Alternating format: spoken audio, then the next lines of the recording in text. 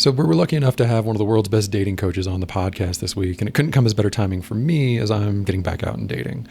I had a date that wasn't a win or a loss. So meet up with this gal.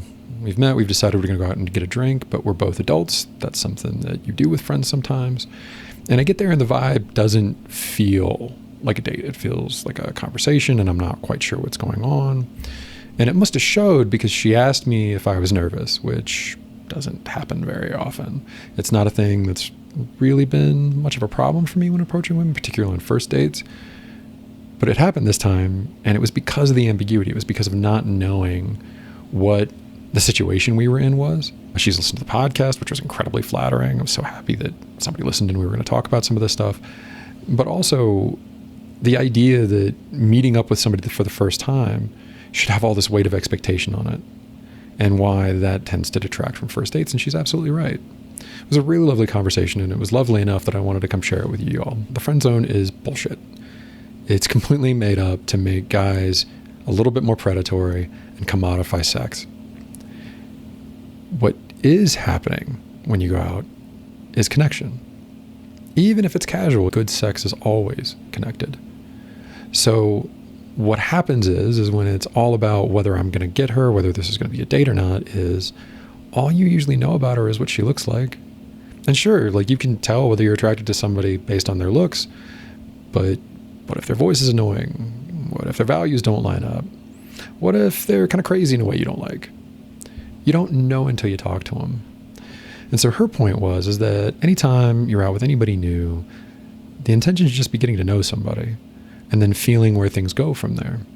And if they move into the romantic, they move into the romantic. If they don't, then you had a nice time with somebody who's attractive. And it was hilarious that I needed to be reminded of that.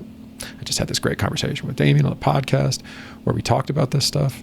And yet here I am on a first date having the same kind of anxieties that guys don't ask women out because of. So let's talk a little bit about why we get that anxiety.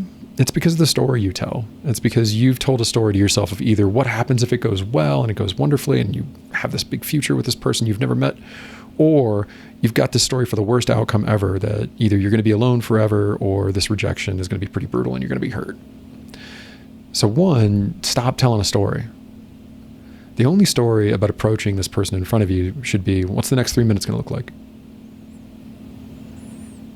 So let's say that you're not in a dating environment. Let's say that you're on the train, you're getting a coffee, you're out in the world, whatever, but it's not a dating scene. It's not like you're at a nightclub or a bar where the expectation is that people are single and looking for intimacy. This is just an attractive person that has some kind of proximity to you for some kind of reason.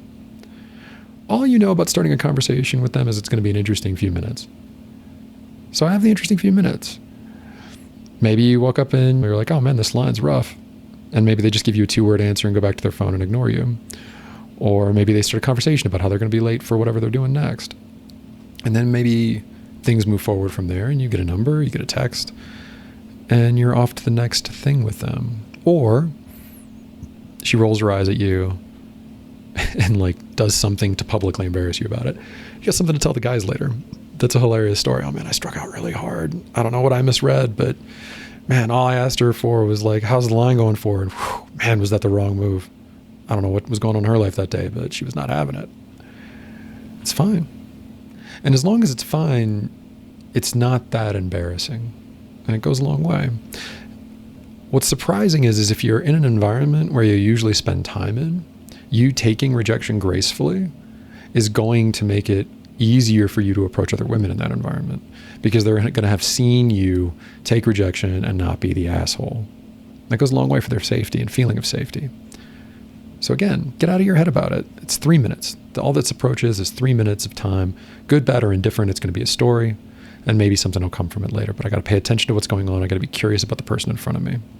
When we move away from like, is this intimacy or is this not intimacy? All of a sudden there's room to explore what's actually there and find the intimacy. I know that some of you are probably feeling like, oh man, Tim, I got a lot of female friends. I don't need more female friends. I need to date. I want a woman in my life.